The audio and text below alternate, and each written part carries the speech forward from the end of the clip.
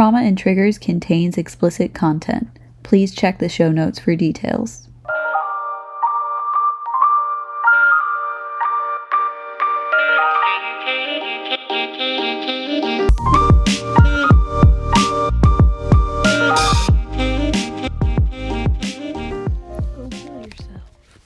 You're stupid. You're ugly. I'm gonna kill you. You're an alcoholic. Am I talking? Yeah, Am I? you are talking. Awesome. You know, sometimes you can feel the mechanism happening in your body, but it's okay if you can't. So we're recording already, and I'm glad I caught that. I'm glad the audience can see just how you treat me and the things you say to me. Yeah, don't be a hypocrite. You know. Welcome to Trauma and Triggers. I'm Sabrina, and my I'm Audrey. co-host now gets to talk. That was such a shit introduction.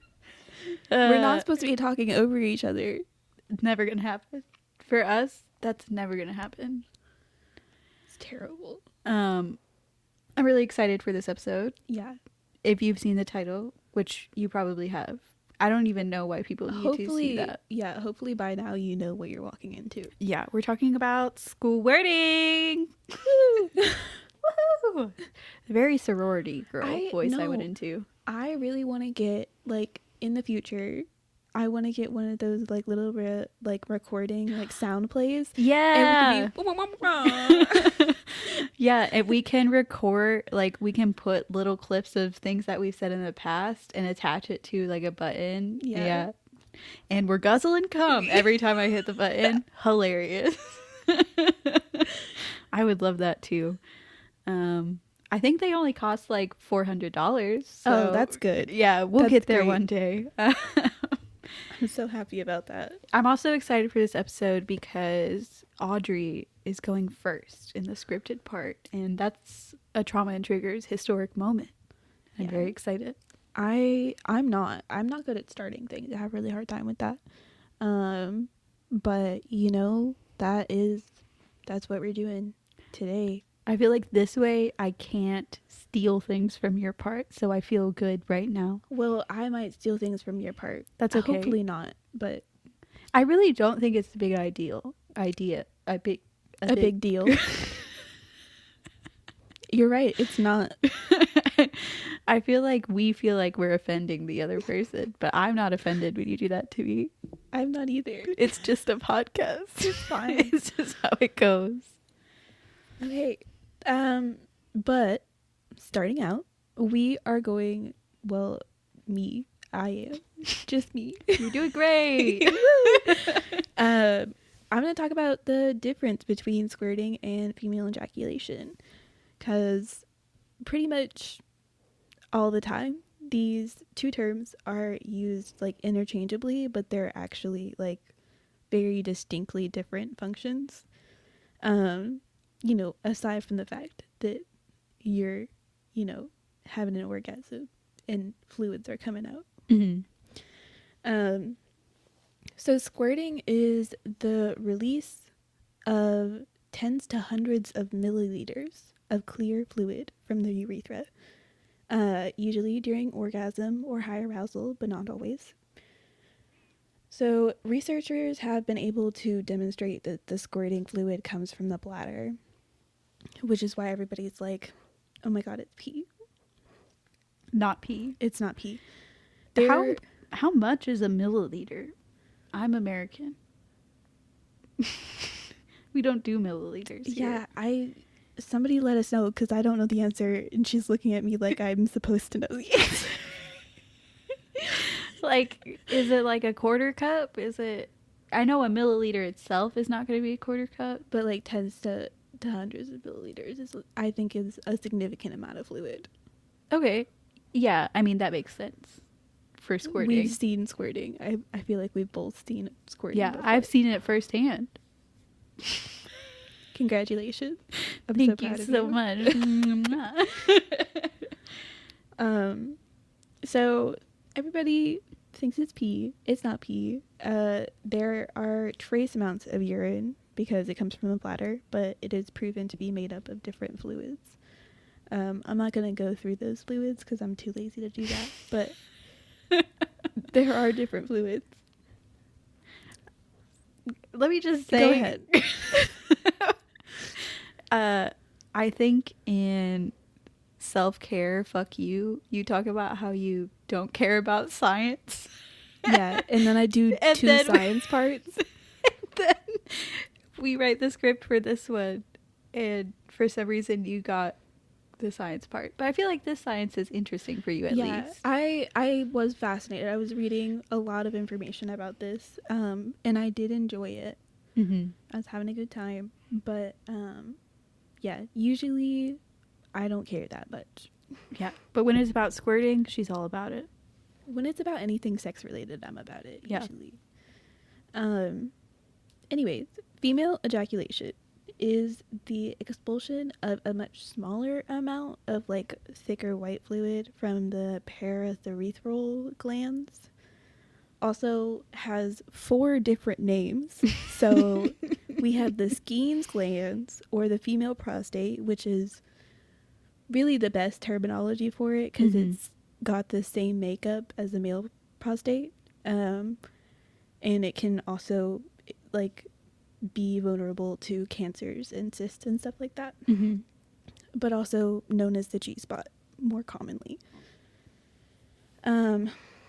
So female ejaculate is known to have similar composition to seminal fluid, actually. Wow. Yeah. That's interesting. I didn't know that. It is. It's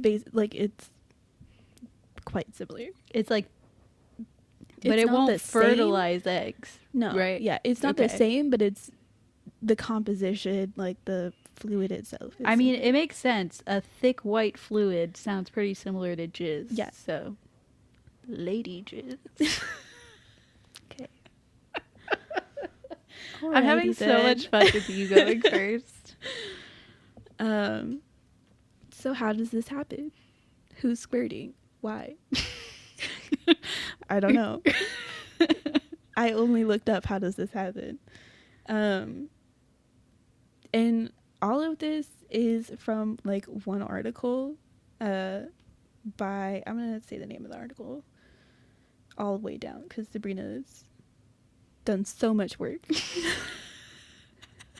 The article is called Vaginal Squirting Experiences, Discoveries, and Strategies in a U.S. Probability Sample of Women Ages 18 to 93, which is so impressive to me because could you imagine having a 93-year-old participate in a squirting research? I would experiment. Love to meet this 93-year-old These women like actively, like the whole point was trying to get themselves to squirt during this research. I hope she did. I hope she did, and she had a great time. Yeah, me too. But among this international sample of women, about half reported ejaculation with masturbation, so like 53.4%, and penile vaginal sex, 48.1%. And then about 20% experienced ejaculation during anal stimulation, which I found very interesting. Yeah, a big section of Pornhub is anal squirt. That's all. Not a big section, but there are a lot of porn videos. When I hear the name anal squirt, I don't think of yeah. Also, anally, I thought it was like some funky stuff leaking out your ass, but it's just squirting. It's squirting from anal stimulation. Yeah, it's usually, I don't know. I haven't watched a lot of anal squirt videos, but from what I remember, it's not particularly what I'm into. Yeah, it's not really up my alley, and this wasn't my side of the research. Otherwise, I would have. But okay. You don't have to diss Audrey me. just isn't dedicated enough to watch anal squirt videos. Shut up. So the anal squirt is usually like actual squirt, not female ejaculation. So it's usually coming out of the urethra. Does that make sense? Anal squirt is actual squirt, not female ejaculation. Yes. Okay, work. That's all. Yeah. That's all I have to add. Okay. So a qualitative study suggested that combined vaginal and clitoral stimulation was the most common means to ejaculate. Amen. Sorry. That sounds about right. Yeah, I really have such a hard time with this, with the like squirting and female ejaculation, because half the time I'm like, are they really talking about female ejaculation? Because everybody, even in the research community, is just like, yeah, it's just all the same thing. It's not the same thing. Yeah. It's not. Go ahead. Okay. I have had a squirt. Have had, yes. Going through all the state of being verbs. I have squirted before, and I feel like I have squirted and never ejaculated. Huh. I feel like it's always like there's always a pressure on my bladder when it happens. Yeah, I didn't actually see anything related to either of them about the whole like it feels like you have to pee. Which I probably should have. Because it's possible both of them cause that feeling. It makes more sense that it's squirting. Because like your bladder literally fills up. Yeah, it is squirting because the amount of fluid. Yeah. At least on my end for what's going on with me. Yeah. Okay. This is such a big flex for you. I love the fact that I can squirt, and I love the fact that I can tell people about it. But I also want to say, if you can't squirt right now, it's fine. It's not that big of a deal. Yeah, not everybody can at all. And that's fine. And I feel like you should go on a journey to figure out how you can squirt and just enjoy the journey. And if you never make it to Squirt Mountain or Squirt Waterfall, that's okay. Squirt Waterfall. I think you should just go on a pleasure journey. Anyway, everyone should do that. I need to stop interrupting your part. It's okay. I let you. I said that's fine. Okay. But focusing on a mission described as squirting, not female ejaculation, just to be clear. Next to nothing is known about what specific approaches or strategies or ways of using a person's body that women or other partners use that could make squirting more likely for them during a sexual episode. I'm reading a sentence from a research. There's so many her, them, and ors. Her, there. And I'm like, I love the inclusivity, but reading it out loud is so difficult. Yeah, it makes sense seeing it, her/there, but saying it out loud. It's really fucking up my brain just looking at it. So, I think a person is fine. Yeah, a person. Hopefully you understood that sentence I just said, because I'm not sure I can say it again. The good news is they could rewind and listen again. Yeah, I hope you figure it out. Good luck. So in this study that Devin J. Hensel and his colleagues did. Her colleague. Yeah. I didn't know. I know you didn't Devin know. is commonly a man name. Yeah. But her colleagues, they assessed. Women can research, Audrey. So aggressively, and I don't think that was a ridiculous assumption to make. I think you're being bigoted right now. I mean, you need to not do this on the podcast. It's funny when we're alone.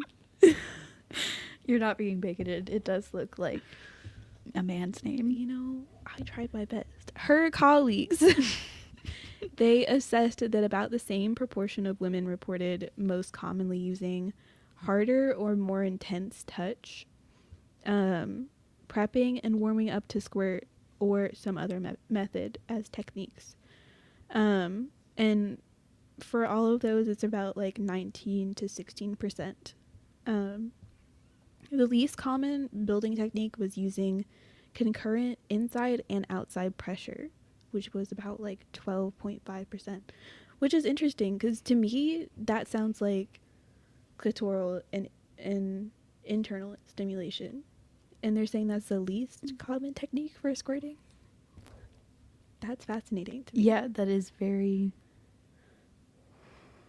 I will say anytime I've felt like gotten that feeling, because I have gotten that feeling, I've just never done it, it's very specifically like just inside. Gotcha. I don't know why. For me, the the external clit stimulation is better than internal. Well, everybody's different. Everybody is different. Everybody is a unique flower, and we love to see it. In fact, I'm pretty sure at some point I saw the specific words. It's so different for every person that there's no specific thing for them to say for like how to best squirt. Whereas ejaculation, it was like very clearly specific things.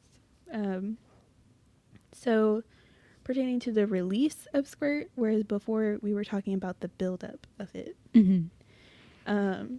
Participants most often recalled no specific technique used, about 40% of people. However, when they did use one, about 1/5 reported either releasing tense/clenched muscles, 21%, or using a burst of speed or pressure. 17% of people did that. Very few reported pulling toys, a penis, or finger out of the vagina to facilitate release. About 10%.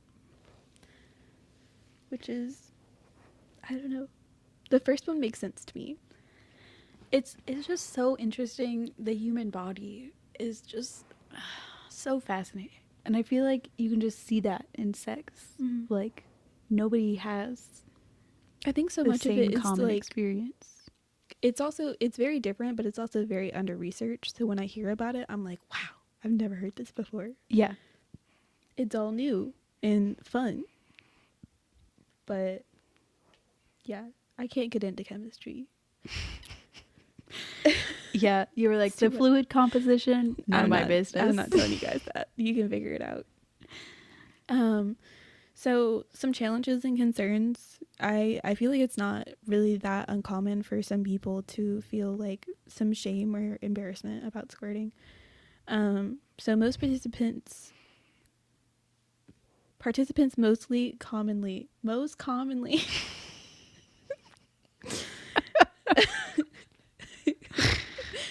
noted concerns about hygiene, such as being scared they were peeing, about 41%, or that they would make a mess, about 28% of people.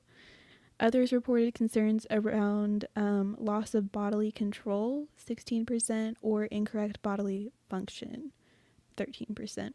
Some women stated barriers to squirting around the patients required for long stimulation time from their partner. I saw somewhere that people said that it took around like 25 to 60 minutes to squirt, whereas female ejaculation, people were able to do it in like 10 minutes or under. Wow. Yeah. So, you know, it takes some time to do this. Yeah. So from themselves, about 7%. The fewest participants were concerned about the emotional intensity, 6.4%, or physical discomfort, 5.3% of people associated with squirting. There's still a lot, it's very limited positive research on how and why squirting and female ejaculation happens. A lot of this is due to misinformation, bad science, sexism, and the lack of like women's voices among the topics. Because to be honest, if you told me the definition of squirting and the definition of female ejaculation, it wouldn't take me long to figure out which one I had just had, you know? Right. If you've experienced it before and we're talking about female bodies, you know, I think that they could probably help on this topic. But a lot of the research has been done by men. Mm. So yeah, there we go. Shaking my head. I think you did a great job covering the science. Thank you. And I I appreciate appreciate you. Don't look at me like that. I'm being genuine. I appreciate you going outside your comfort zone and starting off the episode. Yes. So Audrey mentioned some of the reasons why female ejaculation and squirting isn't well researched or well defined, misinformation and sexism. And I'll be diving into the history. Which is why I did the science this section, just to be clear. Yeah. So we're going to cover a lot of misinformation and sexism. It's really interesting to, like, there is one article that all these other news outlets cover, and I feel like the article itself, I don't agree with their interpretation of some things. The article is called Sexual Medicine History, The History of Female Ejaculation. And there's some stuff that I feel like was really well researched and stuff like that. And then some things it feels like they're just twisting the meaning of it to fit what they want to say and do. Right. So let's get into it. And as I go through, I'll point out some of the things that I'm like, I don't know about all that. Yeah. So a lot of my information came from this article and then like cross researching it as best as I could. In the 4th century, there's a Taoist text called Yufang Miju, and I looked up the pronunciation. I might be a little wrong now because that was a couple hours ago. Time has passed in between. The English translation is Secret Instructions Concerning the Jade Chamber. In the article, they describe it as written for a male audience. What? I'm just stuck on the name Secret Instructions Concerning the Jade Chamber. I think I kind of live. I know it's such a good name, but I'm just like, wow. It sounds like a fucking Indiana Jones movie. Yeah. Imagine a movie like Indiana Jones. He's like, we gotta find the Jade Chamber. He finds the Jade Chamber. It's all dildos. I think that would be awesome. Some sexual education for you. Yeah. According to this text, here are the 5 signs of female arousal. Number 1, a reddened face. Sometimes my face just turns red. Yeah. Don't assume I'm aroused. Number 2, breasts are hard and nose perspiring. Perspiring? Excuse the fuck out of me. I also, okay, first of all, breast hard. I assume they talk about nipples, because I don't feel like my breasts are hard ever. You need to be doing more bench presses then. That's just me. Work your pecs out. Yeah. Also, nose perspiring, do they just mean a runny nose? I'm not sure if it means runny nose, or if it means like sweat dripping down your nose. Why would sweat just be dripping down my nose? Because you're so fucking horny. That's why. Just only my nose. Just your nose. Interesting. Throat dry and saliva blocked. I was talking to Audrey before this, and when I experience arousal, I feel like I often salivate. My throat doesn't get dry. Yeah, part of me is like, they've never seen a woman aroused before. I do feel that way. I except think they for these made assumptions. Yeah, the next two, I'm like, okay, yeah, fine. So, sign number 4 is slippery vagina. I do feel like that's a good sign that you're headed in the right direction. Mm-hmm. I love that none of these signs are like, she's telling you that she's having a good time. Communicating that she's having a good time.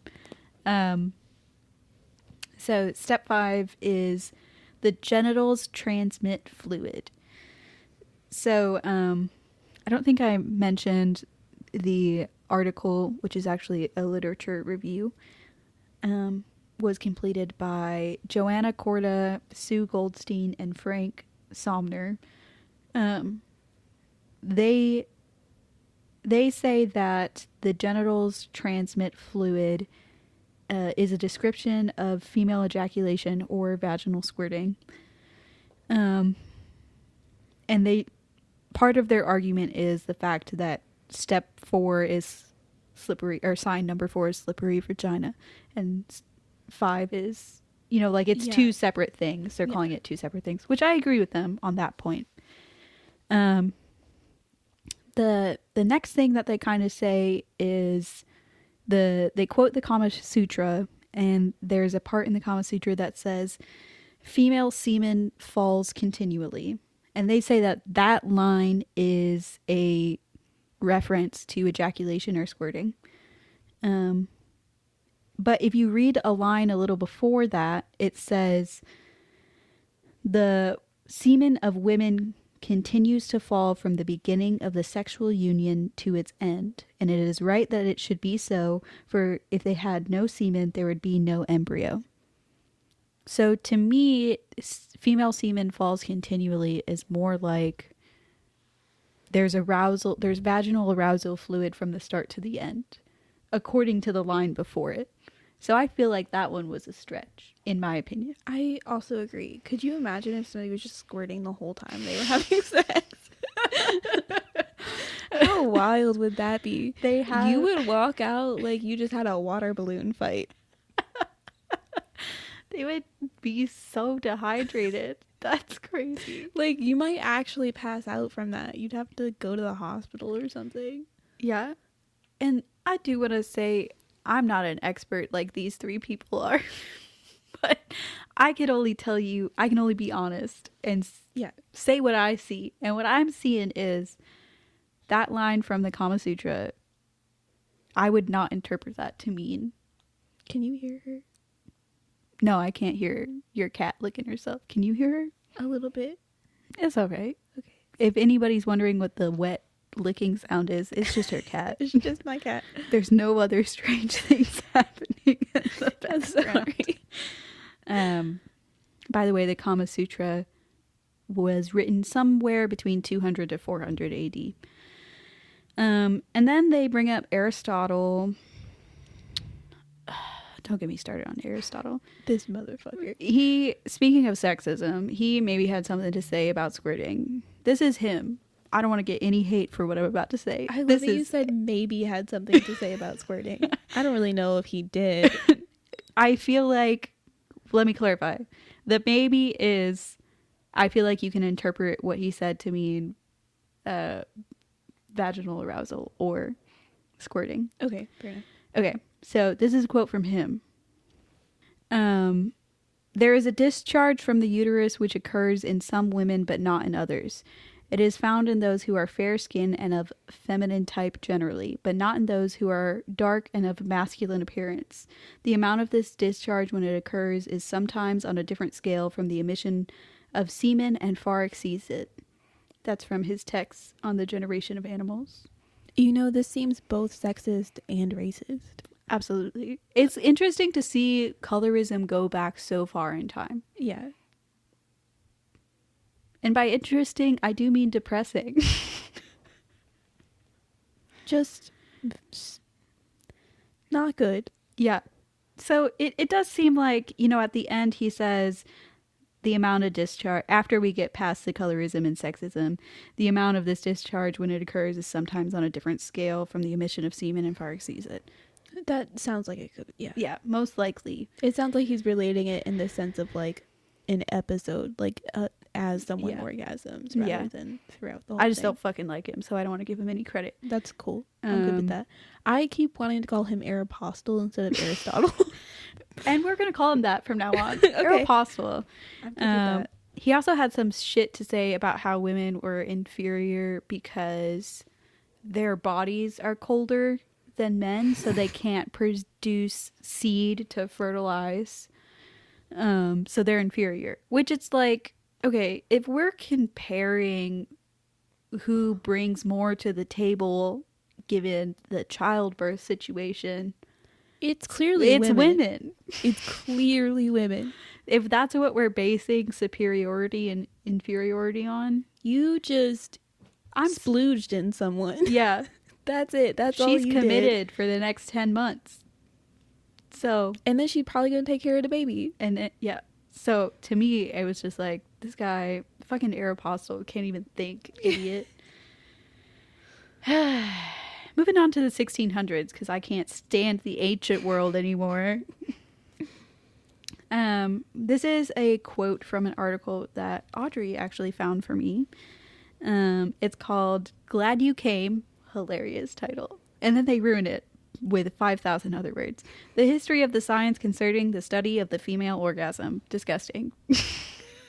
It should. Welcome to all research articles ever made. If it was just "Glad You Came," iconic. They could do that easily if it was a not cited and appropriate research article, but they do actually have to put the information in it.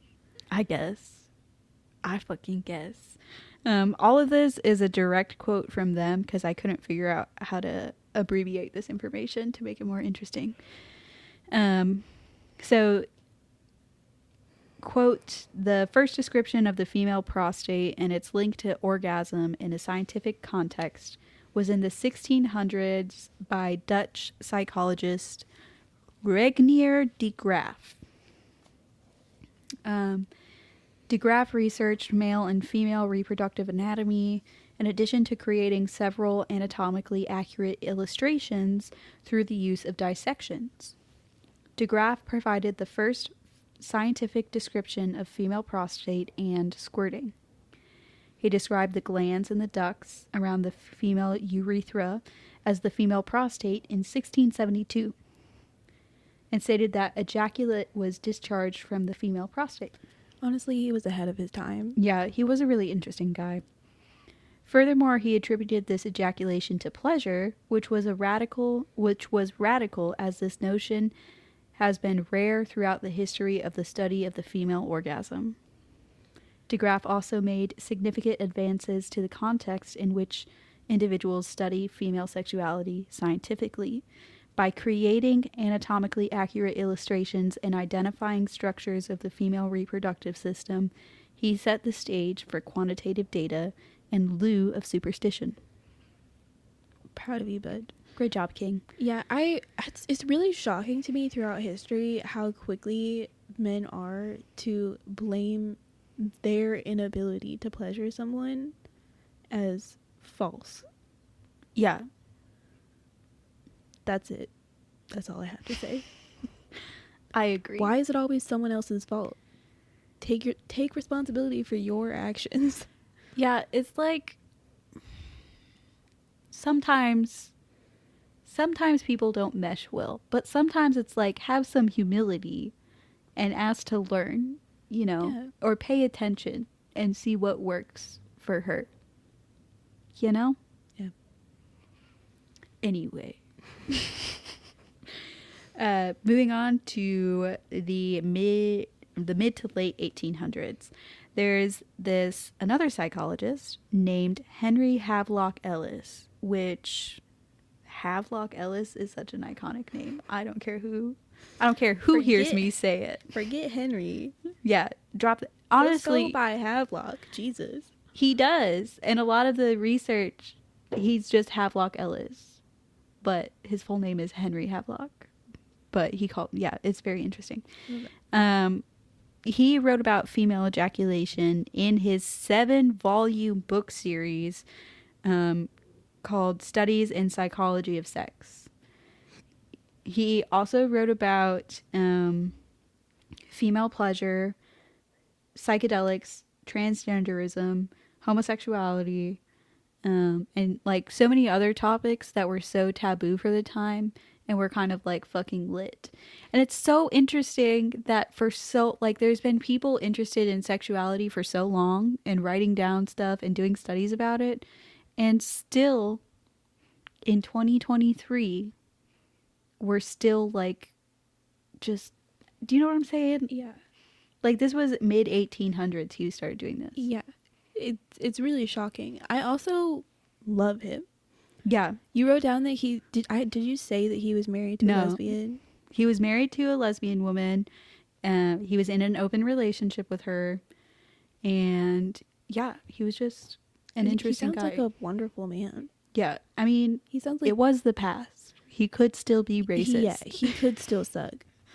But it does seem he is definitely like an aberration for his time. He seems pro-woman, which is more than we expect for this time period. Yeah, and he was like, I don't want to go as far as say he was pro homosexual and transgender, but he was neutral about it, which for the time was revolutionary. I would be very interested in doing podcast episodes about people who have revolutionized sex research, because there's so many people and they're always the most interesting people who've had the most complex life. Skipping along to 1959, there's this guy. His name is Ernest Grafenberg, for whom the G-spot is named. Nobody wanted to say Grafenberg, so it was G-spot. He wrote this article called The Rule of the Urethra in Female Orgasm. Within the article, he describes women expelling liquid from their urethra in gushes. This is a quote from his article. The fluid was examined and it had no urinary character. I am inclined to believe that, quote, urine reported to be expelled during female orgasm is not urine, but only secretions of the intraurethral glands correlated with the erotogenic zone along the urethra in the anterior vaginal wall. If I could clap for this man without making a lot of noise, I would. Yeah. Congratulations. And every time shit like this came out, people were like, no, you were wrong. Yeah. And then it's so interesting because it's 1959 and he did like, why does it seem like sex research takes so long for people to start believing the research? In 1981, Female Ejaculation, a case study came out. It was by a lot of different people. I'm just going to pop off names right now. Frank Adagio, Edwin G. Belzar Jr., Jill Camoli, William Moger, John D. Perry, and Beverly Whipple. This case study is the first to try and describe the difference between squirt and ejaculate, and really got into breaking down the scientific differences and like the chemistry breakdown of the different fluids, which Audrey so beautifully explained in her section. Sort of. No. There was no chemical breakdown. No chemical breakdown, but she did describe the difference. I did. But I read the case study and I felt like I understood what they were saying about the difference between female ejaculation and squirt.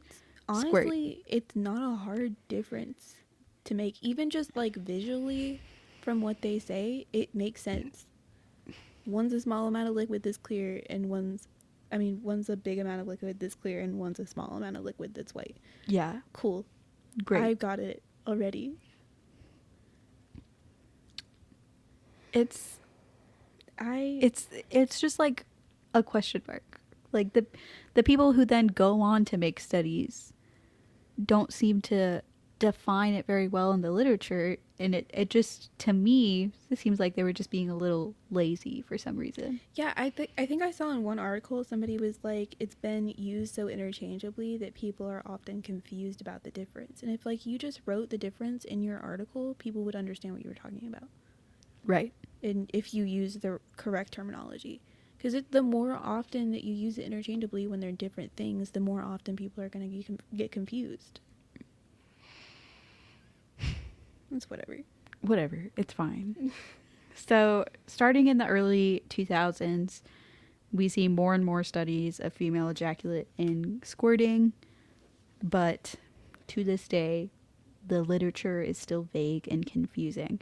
I will say the article that you worked off of vaginal squirting experience discovery, blah, blah, blah.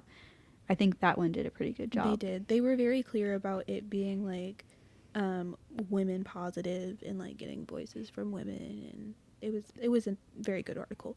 I agree. This is just a little sidebar, but I do find it very fascinating. In 2014, British government ruled that online pornography be held to the same standards as in-store pornography, which then banned videos that contained spanking, caning, aggressive whipping, penetration by any object, quote, associated with violence, physical or verbal abuse, regardless of its consensual nature.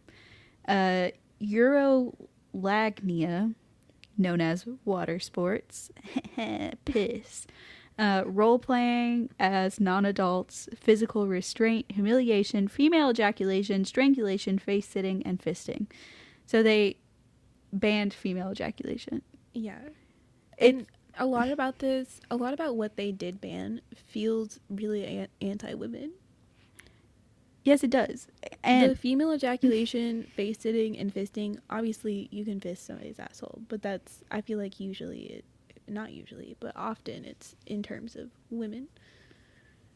Yeah, and it's so weird to put female ejaculation and face sitting with all this other stuff that's like BDSM practices. Yeah. Like, it doesn't fit in the same category to me.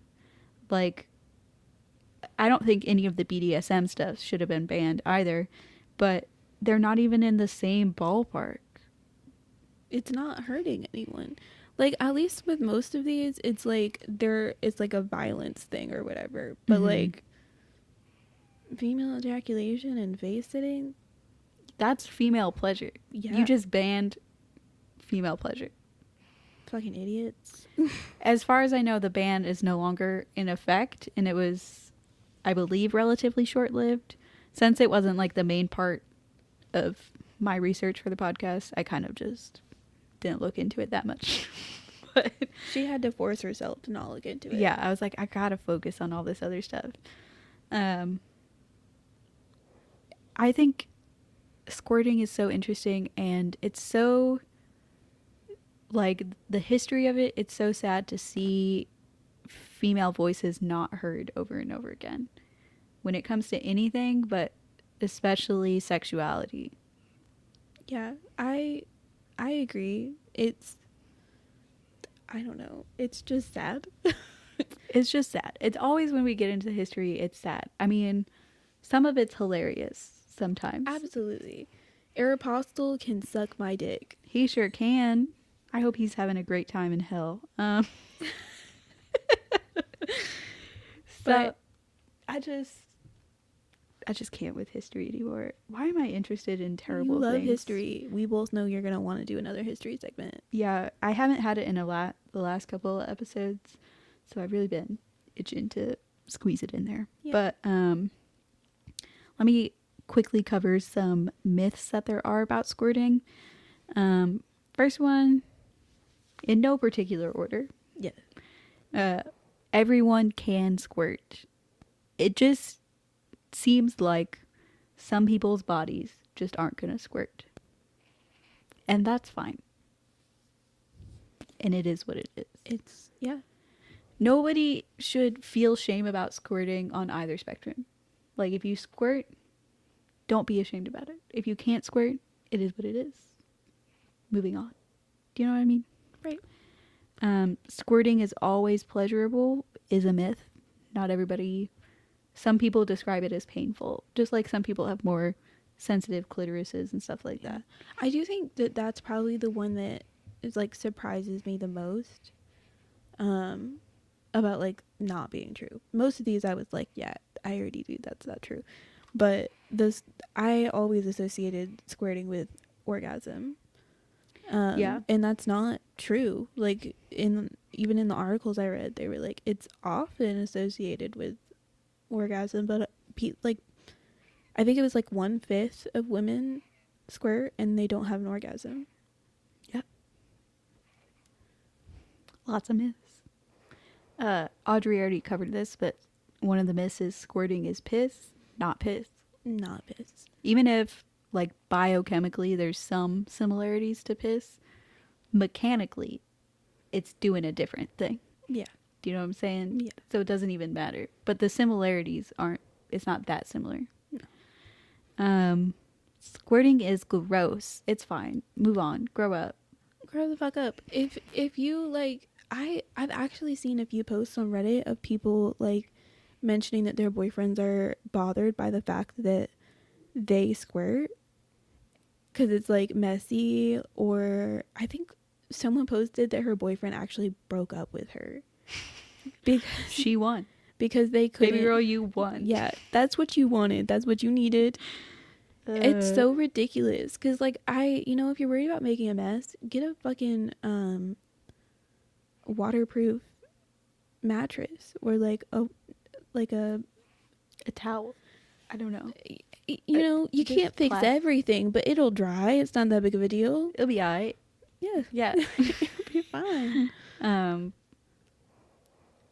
it's like, I don't know. It's just this myth squirting is gross is like just another thing of like people. It's very childish. Being shitty towards women's pleasure. Yeah. Here's a myth that you might not know. Only women can squirt. Even though it's like not very well recorded, there are a couple instances of men saying that they have a release that is not semen. Or piss. Or piss. Yes. And I just thought that was so interesting. Usually it's after like the first orgasm, and it's caused by anal stimulation or prostate stimulation. I did know that, but I haven't really looked too far into it. Yeah. I didn't look into it very much, but if you think squirting's gross and you're a man, just know that you could squirt too if you tried. Yeah, and maybe that'll take away your feelings of grossness because it won't. Because men can do it too. Yeah. Another one is that squirting isn't, quote, real. Audrey pointed out that this sounds very similar to squirting is piss, but I meant it more as like the people who squirt are just making it up. Like they're just peeing and pretending like it's something else. Obviously, squirting is real. Obviously, hundreds of women have been talking about it for a long time. I just want to meet a woman in the past and just be like, what's up? Like, what's going on? How's your sex life? On some level, it almost seems like for the majority of people, they were having better sex than like our generation of women.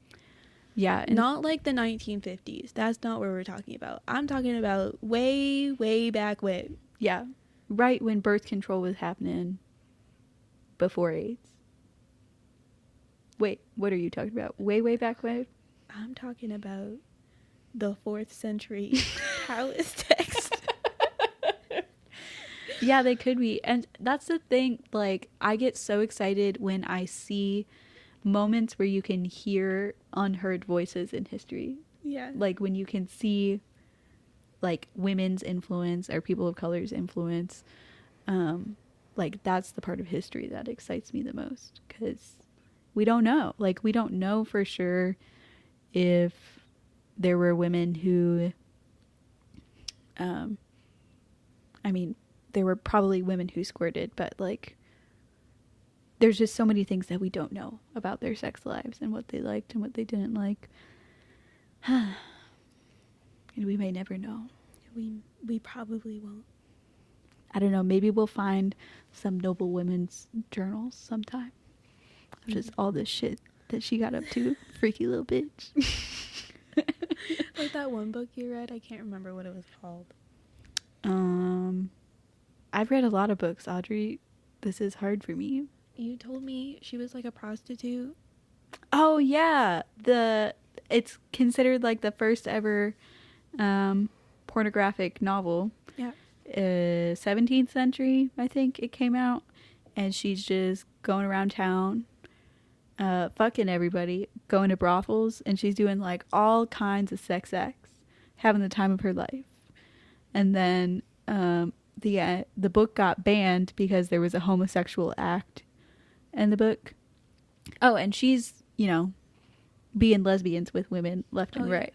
But the second that two men are fucking, it's Then all... it's a problem. Even the book itself talks about how disgusting homosexuality is. Really? And it still got banned for the homosexuality in it. That's fucked up. Yeah.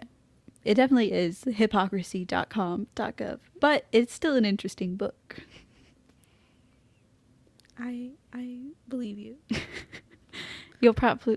I've not read all of it because it's written in a form of English that would take me too long to understand. I can't read historical novels of any kind, even if it's pornographic. It's too much. Yeah. Jane Austen, even sometimes it was hard for me because it's like, what are you even... The sentence is 45 words long. When is the period coming? When is it gonna stop? Please. The sentence is longer than paragraphs I've read. Please.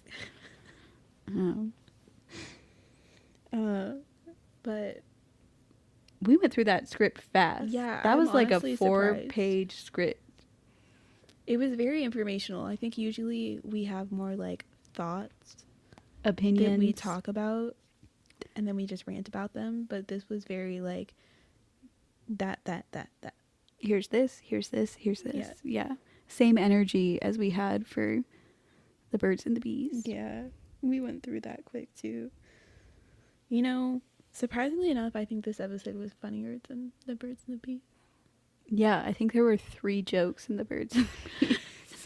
It was all in the first 5 minutes too. Yeah, and we're billing ourselves as a comedy podcast. You know, we try our best. We're Yeah. usually funnier outside of this when we're not trying to teach people stuff. But it can be hard to be like educational and funny at the same time. Yeah. And especially when the topics often turn depressing. Yeah. Like, oh, women are having a rough time. Sexuality is misunderstood. And we're all going to die. Like, Yep. It's very much the energy. And it fits with our name, Trauma and Triggers. So there's that. At least we're not lying to them about that. Everything else That's is a very lie. least. Anyways, I can't believe we're guess done. this is the end of it. Yeah. We're both surprised. 52 minutes. We didn't even hit an hour. This is shocking for us. You know, did you slip Adderall into my water or something? What's going on? I don't even own Adderall. What is it you take? Lexapro? Viaband. Viaband. Fucking Lexapro, bitch. That's not even for ADHD. I'm pretty sure that that's antidepressant. Yeah, you're right. Well, thanks for coming. We're both really stuck on the fact that this was quick. yeah, We I'm were trying to expecting think this of, to be a long ass episode. of other things to say, but I just... I think it's better that we just end it. I think the more that we just sit here In in silence, silence. it's really not going to go well. Yeah. Thanks So for... Hi. I got it. You We're start good. us off. Yeah, so we have social media. It's at Trauma and Triggers on both TikTok and Instagram, and we have not posted there yet. We will hopefully post there soon. And we also have a Reddit at Trauma and Triggers Pod. We're popping off on there all the time. We are trying to be active on Reddit. It's a lot easier than Instagram and TikTok. Because we like Reddit quite a bit. Yeah, we do. And yeah, we'll probably have some polls up. Please, feel free to interact. We like looking at it. I'd be interested in seeing who's squirted and who's not squirted. Like, have you ever squirted? We both know that it's just our partners that reply. So that would be funny. They're both just like, yeah. Sure have. Oh, have you ever experienced female squirting? That would work. That would work. Be a bit more broad. Yeah. Anyways, bye. Bye.